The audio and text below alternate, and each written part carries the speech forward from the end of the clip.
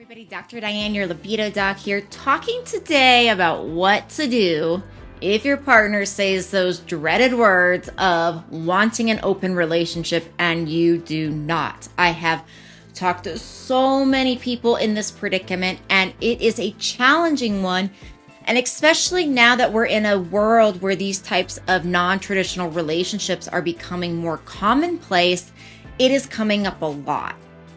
I can tell you, of the people that I have worked with, of the people that I have talked to, 99% of the time of the people that I work with, when this comes up, the situation tends to go towards not having that movement, not moving into that open relationship. And much of the time, what I have found is that when people enter into an open relationship, anything that is challenging in the current relationship gets more challenging.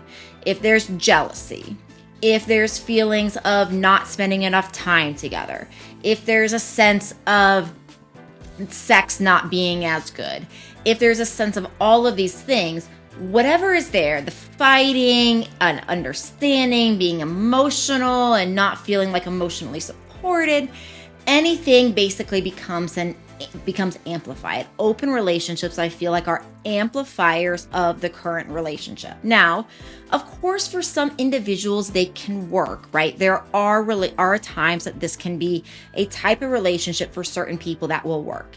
Most of the time, I have seen it as things that wind up leading in relationships to divorce or separation or breakups.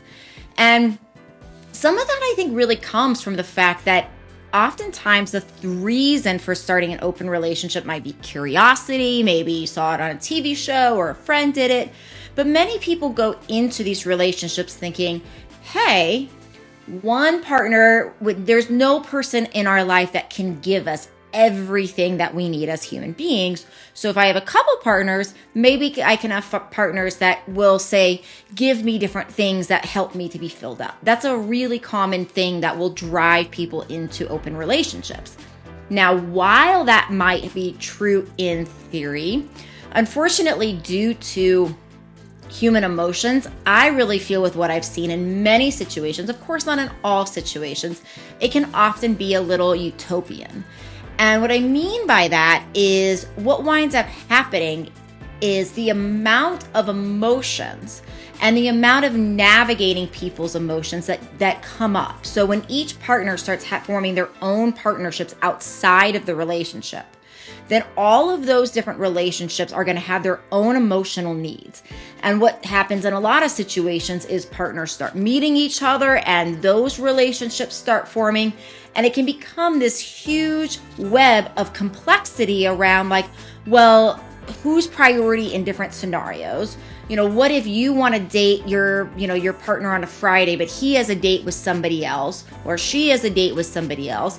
What in these scenarios, like, how do we really begin to dissect these emotions? And what I've seen in these types of scenarios is there's so much navigating and so much time spent on talking about people's feelings, right? And so the way I would begin to understand and break this down, if your partner's coming to you with this, is first of all, thinking that this is going to fix a problem is really the wrong way of looking at it. Monogamy, polyamory, swinger lifestyle, just generally open lifestyle, all of these types of relationships, they all have their challenges and, of course, their strengths. There's certainly something that the open relationship community can bring to light to say, hey, when you have more people, you have more support in life, you have more people that can fulfill these different parts of yourself, perhaps community can grow.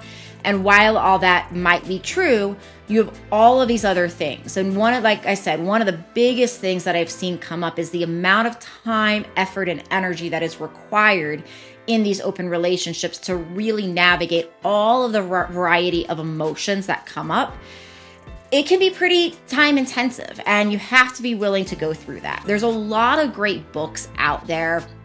Sex at Dawn is a really great one. Ethical Slut's a really great one. Another one is Polysecure, that looks at attachment styles like anxious attachment style or avoidant attachment, a secure attachment style in relationship to being in something like an open relationship.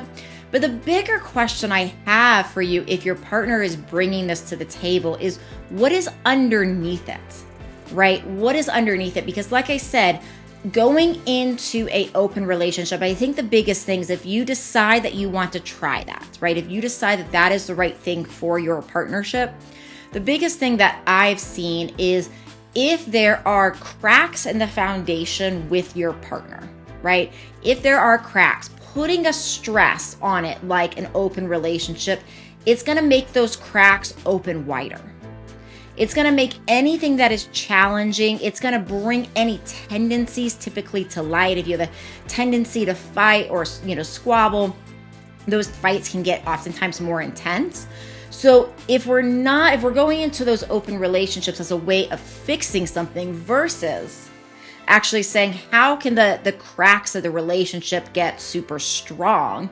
How can you repair those? How can you, have virtually no cracks in the relationship and continually to work on them? There's always things to work on, right? There's always little holes that happen and we want to work on them when they're small holes instead of tiny, big holes. But we really want to do that. And the more we're going into, if you do decide that that is something that is right for you to try and right for your relationship to try, then I would definitely strongly, recommend not doing that unless your relationship is strong. Because what I've seen over and over and over again is people that go into those types of relationships without that really strong foundation, eventually that is the beginning of the end. Now, I've seen it work successfully. So, of course, there are people that probably will leave stuff in the comments here around like successful relationships. I've seen it work successfully. So it's not saying that it can't, but it really, like I said, what I've seen is that if there's foundational problems, if there's problems where you're not communicating well, if there's needs not being met, if there's, things that are just really challenging with you and your partner, most of the time, this can lead to that furthering of that separation. So if your partner brings this to you, one, try to find out why. If they're saying, something broad, like, well, not every need can be met in my, relationship, I would, talk to them about like, well, what is not being met? Because sometimes this can be the beginning of a beautiful conversation. And sometimes even if you're like, I don't want to do that. And I would be really honest with yourself with that. Like, don't let yourself be bullied or pressured into this. If you're feeling like that type of relationship is not healthy for you, I would really listen to that. And because it's not an easy thing. And I would definitely spend time going through, kind of your inner working of like, how will you be able to handle that first time you see a partner getting ready for a date with somebody else?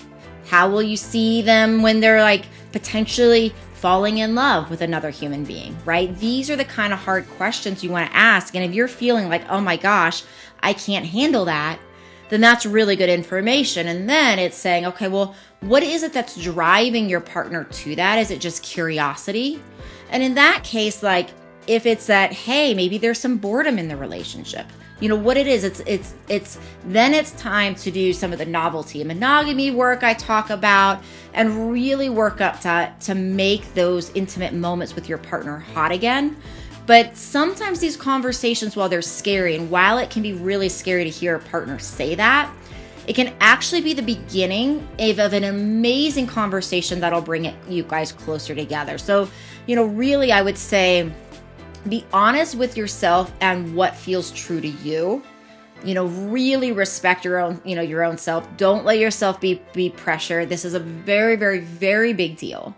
It's an extremely big deal and can many times cause a lot of stress and pressure on the relationship. So you need to really think this thoroughly before moving forward with it and think if it's like a risk. For some people, it's a risk that they're willing to take, right? The risk of the stress of the relationship, but it can be a huge relationship stressor. So really consider that and then find out what's behind it. What sort of need, what sort of preference, what sort of desire, what is driving this, right?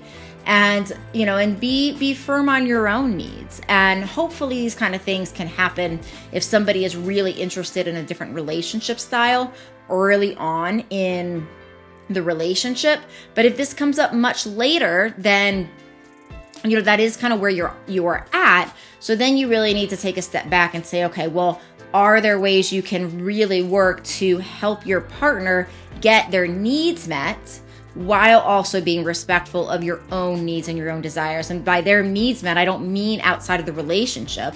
Can there be ways, if they're like, bored in the relationship, what can be done to spice things up? And we talk about that on this channel. So please leave your comments. I'll leave a lot of follow-up videos on this. Remember, we go deep into jump-starting your libido, doing more around novelty and passion, and bringing sexiness back into your relationship in my 21-day libido jumpstart program. Our next cohort is launching very, very soon. It's a limited space, so please look in the show notes for that information of how to get started with that. And we'll see you in another video.